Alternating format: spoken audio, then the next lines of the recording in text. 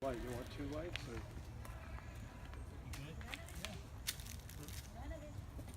Oh, you got Copperheads. You want to look at them? Got them. Oh, you got one. Oh, look. You got both of them. What is Bad, that? a double.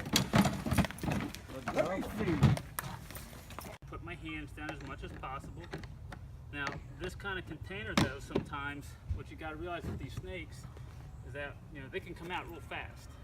So, it really depends on how warmed up they are, how cool they are, their demeanor, just like probably imagine just like any other animal, they probably have their own personalities. Who knows what they could have been in hunting mode. So it's going to kind of step back and get a peek, hopefully. Okay, they're lying calmly together so far. All right. So let me see if I can hook one out.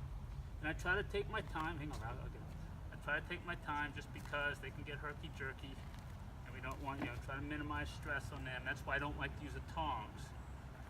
And so dealing with these guys, you do want to take your time.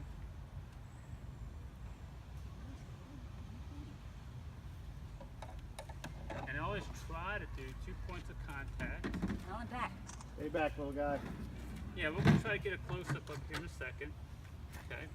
So, Brad, what I want you to do, if you don't mind coming around the front over here and just latch those up for me real quick.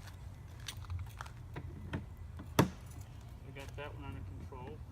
And it looks like I'm going to need that tube. So can you arrange that for me over there? And meanwhile, while he's doing that, see if I can put him under 2 points of contact, make him feel a little more secure. You want the other one in there too, or take it out? I can leave it side by side, that's fine. Okay. That look good? Yeah, appreciate it. So nice butterfly patterns. So the blotcher, the corn snake had the blotcher was thick in the middle of it. Okay, so in the center it was more thick. Now it's constricted here on the copperhead. Look at that neck, don't look at the head. The neck in relation to the head. With copperheads and venomous snakes, typically, especially the ones around here, or I should say in Virginia generally. So the related one, the water moccasin, the water moccasin, the rattlesnake, they're not related, but their necks are really, really skinny. So all these pit vipers, they have skinny necks, and that's what makes their head appear to be diamond shaped. Okay, so See it looks like a saddle on a horse. I think that's the best analogy for the description of it looks like, that's probably about, it's a young adult. yeah, young adult. And so see, I'm not doing this in a hurry. I'm not trying to rush the animal because I don't see he gets a little herky-jerky. And part of that is I'm trying to get him in that tube so you guys can see it better up close. There he goes, there he goes, there he goes. Come on, keep going. Okay, so now you guys get a chance to see him up close maybe.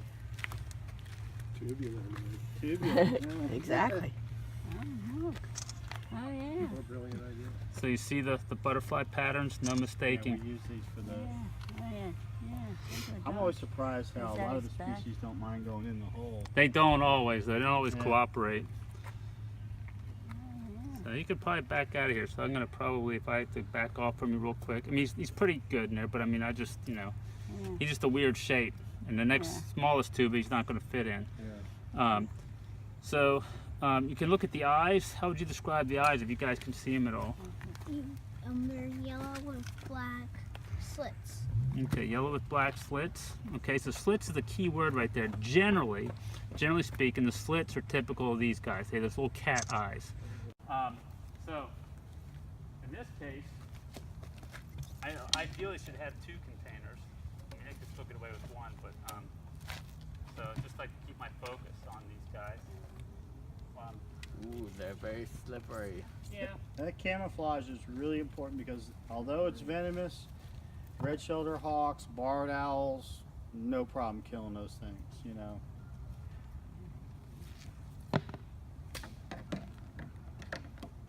Need some help opening that, Mark? Yeah. Tony, would you mind getting that for me? Get him out of the way real quick. Yeah, there you go. Perfect. Looks as if it was trying to get away. Yeah. Well, he's, you know, he's definitely,